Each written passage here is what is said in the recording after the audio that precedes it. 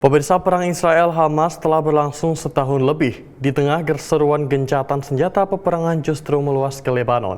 Berikut laporan Yuni Salim dari VOA. Perang Israel-Hamas telah berlangsung 1 tahun lebih dan tanda-tanda peredaan konflik belum juga terlihat. It will be 1 year. Yeah, I did not expect it to go this long.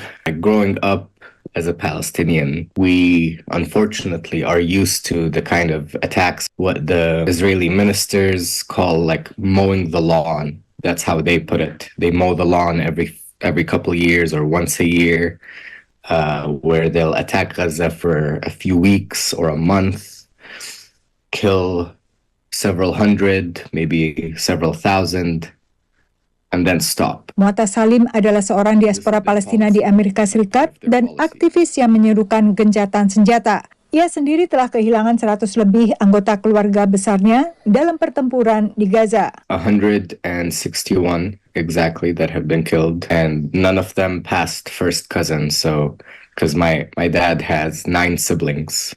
So 10 including him. Di Israel, sorotan warga setahun sejak perang meletus lebih tertuju pada masih ditahannya sekitar 100 sandera oleh Hamas. As a nation, we have to remember this as part of the Jewish history to remember.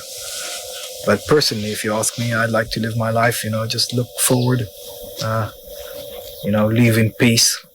After we suffered so much, I think we have a good opportunity to do it now.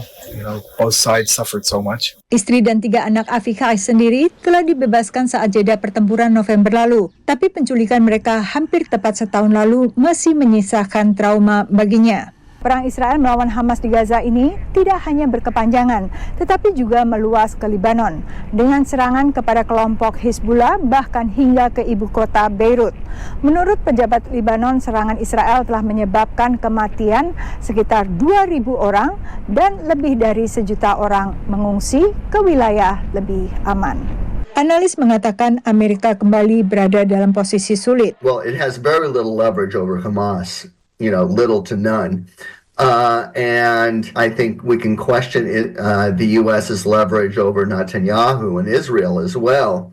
And especially now that we're just a month outside of the American elections, there's not going to be any kind of push whatsoever by the U.S. Presiden Joe Biden dan sekutu-sekutu Amerika telah menyerukan gencatan senjata di Lebanon, namun tak dituruti Netanyahu. Until he applies the willing to apply pressure, real pressure in terms of starting to withhold military aid, I don't expect that Netanyahu will stop. Ronald Reagan, as hardline as he was able to Israel to stop its devastating military offensive in 1982.